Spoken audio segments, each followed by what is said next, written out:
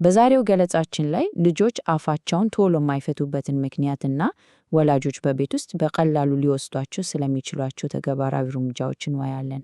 ልጃችን እኩዮቹ የደረሱበት ደረጃ ላይ ሳይደርስ ሲቀር፣ በተለይ ደግሞ በንግግር በኩል ሲዘገይ ወላጆች መጨነቃቸውና መሰጋታቸው በጣም የተለመደ ነው። እውነት ለመናገር የብዙ ወላጆች ስጋት ነው። አዎ፣ ይህ እውነት ነው። መጨነቃችን ለልጆቻችን ያለንን ጥልቅ እንክብካቤ ነው የሚያሳየው። ዋናው ቁም ነገር ግን ከጭንቀቱ አልፈን እሺ አሁን ምን ማድረግ ይቻላል ወደሚለው ጥያቄ መሸጋገሩ ላይ ነው። ለዚህ ደግሞ መጀመሪያው እርምጃ የንግግር መዘግየት ምን እንደሆነ በትክክል መረዳት ነው።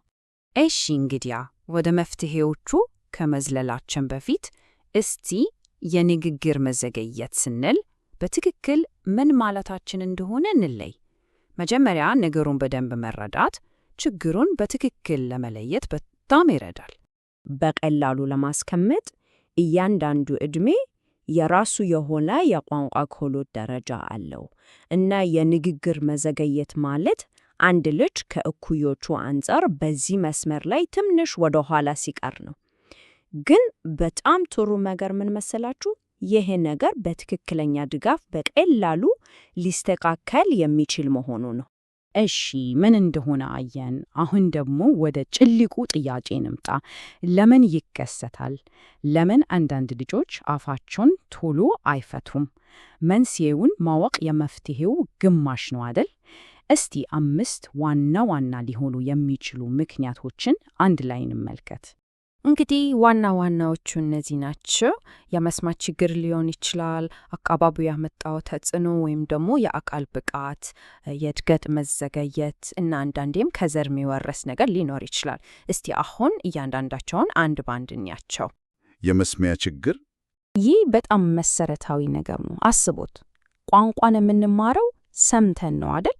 ስለዚህ አንድ ልጅ የሚነገረውን ነገር በደንብ መስማት ካልቻለ እንዴት አድርጎ ነው ቃላቱን መልሶ መናገር የሚችለው? በጣም ይከብዳል። ለዛም ነው ብዙ ጊዜ ሐኪሞች እንደዚህ አይነት ስጋት ሲቀርብ መጀመሪያ የመስማት ምርመራን የሚያረጋግጡት። መናገር ከመስማት ይጀምራል።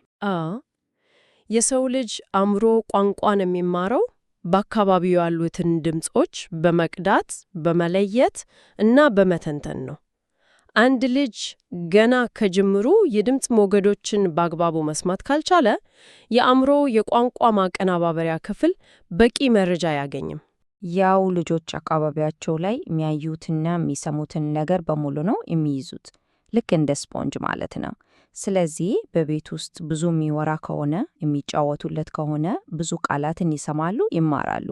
በተቃራኒው ደግሞ ብዙ ጊዜያቸውን ብቻቸውን የሚያሳልፉ ከሆነ የሚሰሙት ቃል ይቀንሳል። ይህም እድገታቸው ላይ ተጽዕኖ ያደርጋል። አንዳንዴ ደግሞ ችግሩ ከራሱ ከአፍና ምላስ ጋር የተያዘ ሊሆን ይችላል። እዩ፣ ድምጾችንና ቃላትን ስናወጣ ምላሳችን፣ ከንፈራችን፣ መንጋጋችን ሁሉም ተቀናይቶ ነው የሚሰሩት እና ከነዚህ አንዱ ላይ ትንሽ ችግር ካለ ቃላትን በትክክል መፍጠር እና ድምጾችን ማውጣት ያስቸግራል። የችግሩ ምንጭ የቋንቋ አለማማር ሳይሆን የተማሩትን ቋንቋ ወደ ውጭ የማውጣት የአካላዊ ቅንጅት ጉዳይ ነው። ለዚህ ነው እንግዲህ ሕክምናውን በቀጥታ እነዚህን ጡንቻዎች ማሰልጠን ላይ የሚያተኩረው። አዎ በትክክል። እሺ፣ አካላዊ እንቅፋቶቹ እነዚህ ከሆኑ ዘረመልና የአካባቢ ተጽዕኖ ደግሞ ሌላኛው የመንገዱ አካል ናቸው። ልጁ የሚያድግበት አካባቢ በቂ የንግግር ልውውጥ ከሌለው የተፈጥሮ አቅሙ ለመውጣት ይቸገራል። ሰዎች ብዙ በማያወሩበት ወይም ልጁን በማያሳትፉበት ሁኔታ ውስጥ ከሆነ ማለት ነው። በቤተሰብ ውስጥ አባት፣ እናት ወይም ሌሎች የቅርብ ዘመዶች አፍ የፈቱት ዘግይተው ከሆነ ይሄ ነገር በዘር የመተላለፍ ዕድል አለው። ስለዚህ በልጁ ላይም ሊታይ ይችላል። እሺ፣ እስካሁን ሊሆኑ የሚችሉ ምክንያቶችን አየን። አሁን ደግሞ ወደ ዋናው ነገር፣ ወደ መፍትሄው እንምጣ። በቃ እቤታችን ውስጥ ሆነን በቀላሉ ልንተገብራቸው የምንችላቸው እና የልጆችን የንግግር ክህሎት የሚያሳድጉ ነገሮች ምንድን ናቸው? እስቲ እንያቸው። እነዚህ 4 ነጥቦች በጣም ወሳኝ ናቸው። አንደኛ፣ ተከታታይ ንግግር። ይሄ ማለት ምን ማለት ነው? በቃ የምንሰራውን ነገር ሁሉ እየተናገርን መስራት። አሁን ልብሱን እንለብሳለን፣ እሺ አሁን ምግብ ልበላ ነው ያለን። ይሄ ቃላትን ከድርጊት ጋር እንዲያገናኘው በጣም ነው የሚረዳቸው።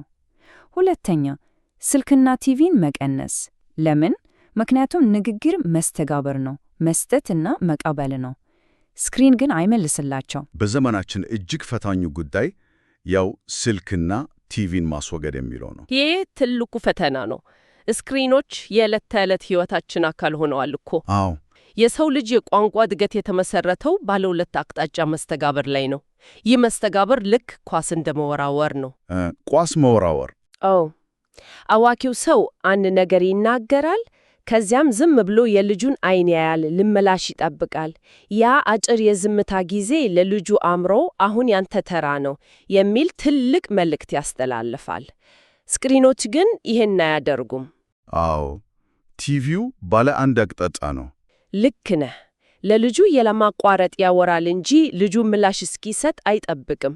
ልጁ ፊቱን ቢያዞር፣ ቢያለቅስ ወይም ብስቅ ስክሪኑ ምላሽ አይሰጥም። ያ ማለት ማኅበራዊው የሰው ለሰው ትስስር ይቋረጣል ማለት ነው። አእምሮ መረጃን ዝም ብሎ ወደ መቀበል እንጂ ወደ ማመንጨት አይሄድም። ሙሉ በሙሉ ልክ ነህ። የሰው ልጅ አእምሮ ቋንቋን ለመማር የማኅበራዊ መስተጋብር ምልክቶች ያስፈልጉታል። የዓይን ግንኙነት፣ የፊት ገጽታ ለውጥ፣ የድምፅ ቃና መለዋወጥ፣ እነዚህ ሁሉ አእምሮ ቃላትን እንዲያመነጭ የሚያደርጉ ሞተሮች ናቸው። እና ስልክ እና ቲቪ ይህ ተፈጥሯዊ ሂደት እንዲቆም ያደርጋሉ ማለት ነው። አዎ፣ የተፈጥሮን የቋንቋ መማሪያ መንገድ መከተል ሁልጊዜ ማሸናፊ ያደርጋል። እውነት ነው። የሰው ልጅ አእምሮ ለቋንቋ እድገት የተዘጋጀው ፊት ለፊት በሚደረግ መስተጋብር፣ በስሜት ልውውጥ እና በጋራ ትኩረት መሆኑን አሁን በሚገባ አይተናል። በጣም እውነት ነው። ሶስተኛ፣ አብሮ መጫወትና ማንበብ። ይሄማ ግልጽ ነው።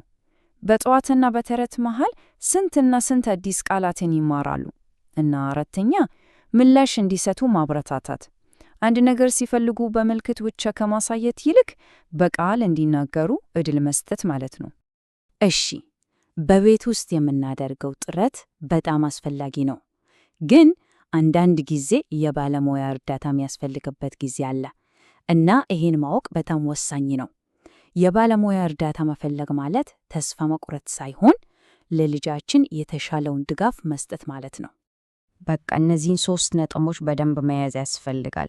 1 ዓመት ሲሞላቸው በእጃቸው ቻው ማድረግ ካልቻሉ፣ 1 ዓመት ከ6 ወር ሲሆናቸው ቢያንስ 6 ቃላትን መናገር ካልቻሉ እና 2 ዓመት ሲሞላቸው ደግሞ 2 ቃላትን አጣምሮ ለምሳሌ ውሃ አምጪ አይነት ነገር ማለት ካልቻሉ ያኔ የሕፃናት ሐኪምን ማማከሩ በጣም በጣም አስፈላጊ ነው።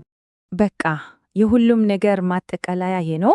ነገሮችን ቀድሞ ማወቅ እና በጊዜ እርምጃ መውሰድ በጣም ትልቅ ለውጥ ያመጣል። በልጆቻችን የቋንቋ እድገት ጉዞ ላይ ትልቅ አሻራ ያሳርፋል። ከጭንቀት ወጥተን ወደ ተግባር ስንገባ ውጤቱ በእርግጠኝነቱ ጥሩ ይሆናል እና የልጆችን የንግግር እድገት የማገዝ ጉዞ ዛሬ ነው የሚጀምረው።